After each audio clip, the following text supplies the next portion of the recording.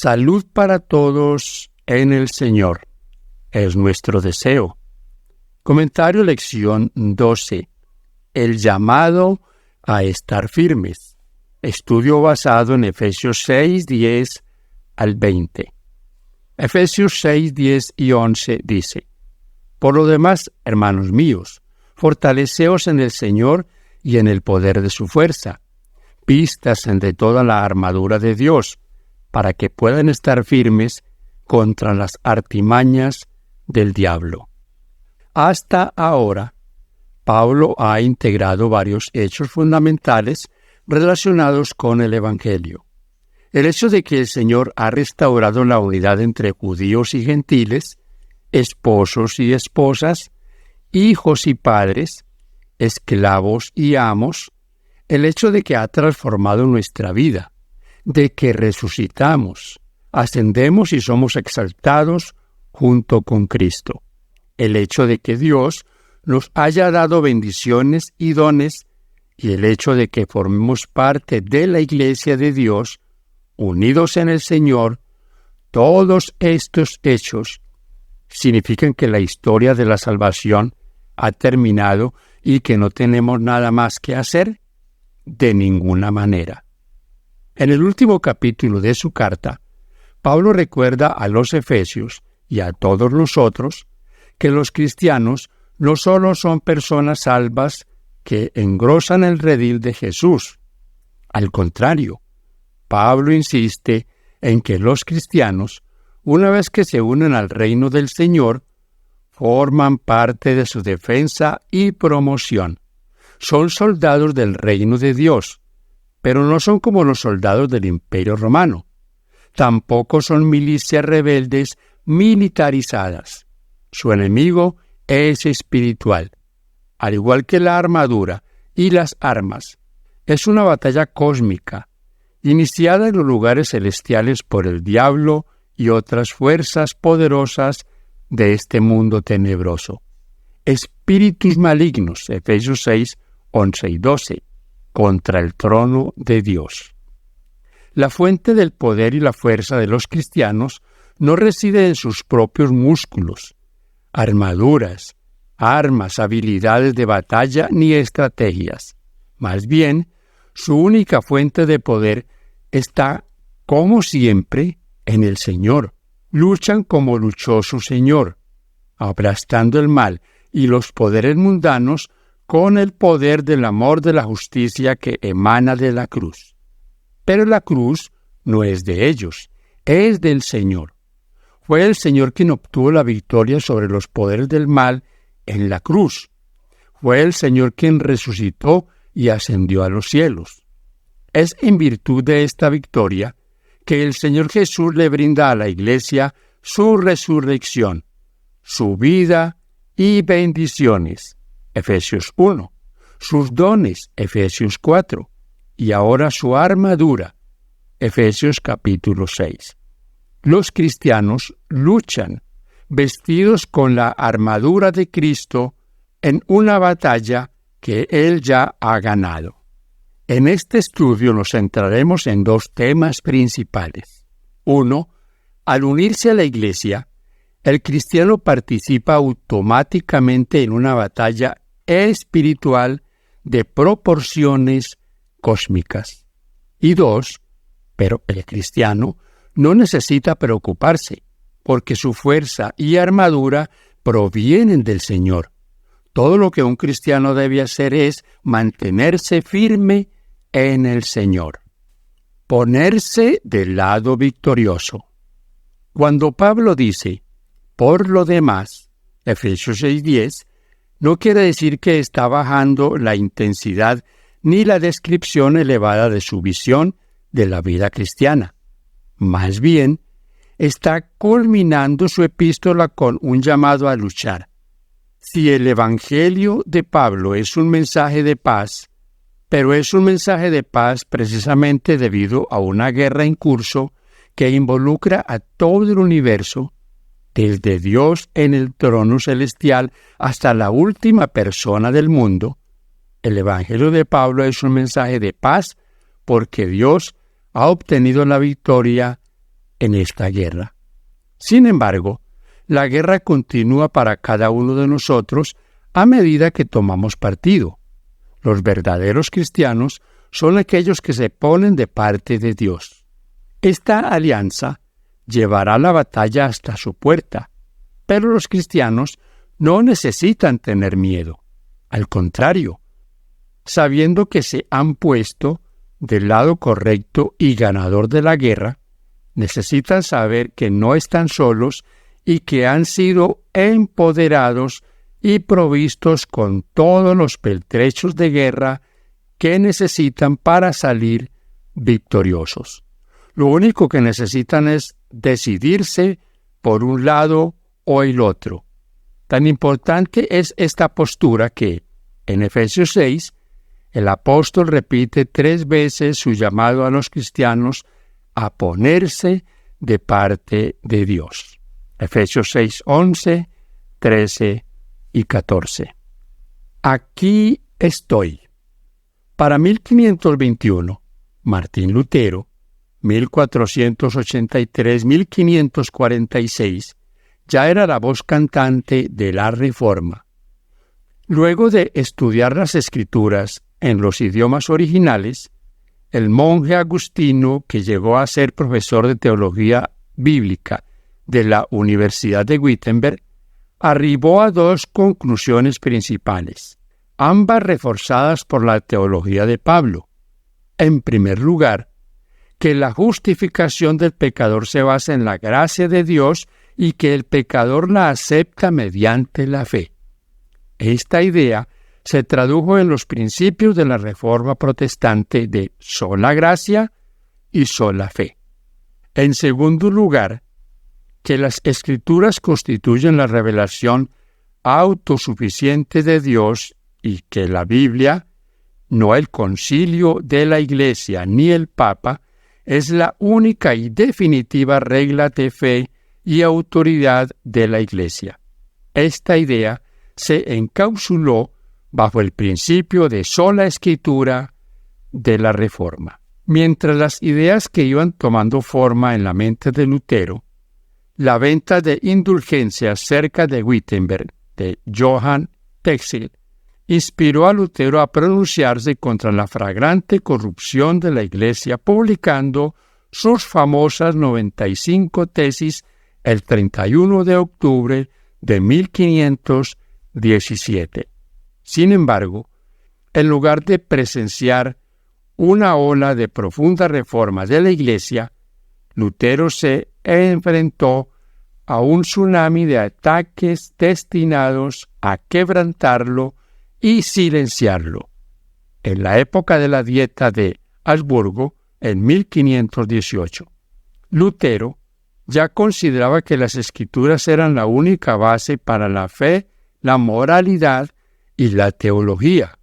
Sin embargo, atrapado entre su creciente popularidad en Alemania y la gran presión del papado, Lutero acordó en 1519 no publicar sus opiniones si sus oponentes se abstenían de atacarlo. Pero cuando en 1520 fue atacado repentinamente, Lutero decidió hacer públicos sus llamados a una reforma profunda de la Iglesia. Como resultado, Lutero publicó una serie de folletos. En estos folletos, el reformador utilizó las Escrituras para desacreditar 1. El reclamo papal de autoridad absoluta sobre la Iglesia y el mundo debido a su jerarquía. Y 2. El reclamo de la Iglesia de controlar la gracia de Dios mediante sus sacramentos y el sacerdocio. En cambio, Lutero propuso que la Iglesia necesita regresar al principio del sacerdocio de todos los creyentes, quienes tienen acceso directo a Dios y su gracia mediante la fe. La Iglesia de Roma respondió mediante la bula del Papa León X de 1520, en Surge Domine, en la que el Papa identificó unos 41 supuestos errores teológicos de los escritos de Lutero. Lutero fue excomulgado ese mismo año y se ordenó quemar sus libros. Lutero respondió de la misma manera. Cuando recibió la bula papal, en diciembre de 1520, la quemó públicamente. La tensa situación se convirtió en una guerra abierta. Carlos V, el nuevo emperador, intentó poner orden en sus dominios, convocando a Lutero a la Dieta en la primavera de 1521, en la ciudad imperial libre de Worms, cerca de la ciudad de Frankfurt, donde Lutero tendría que responder por sus opiniones y actos.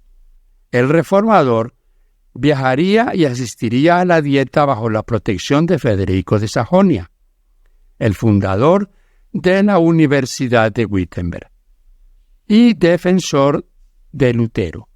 Lutero estaba muy motivado para luchar por Dios, como se ilustra en su declaración antes de viajar a Worms.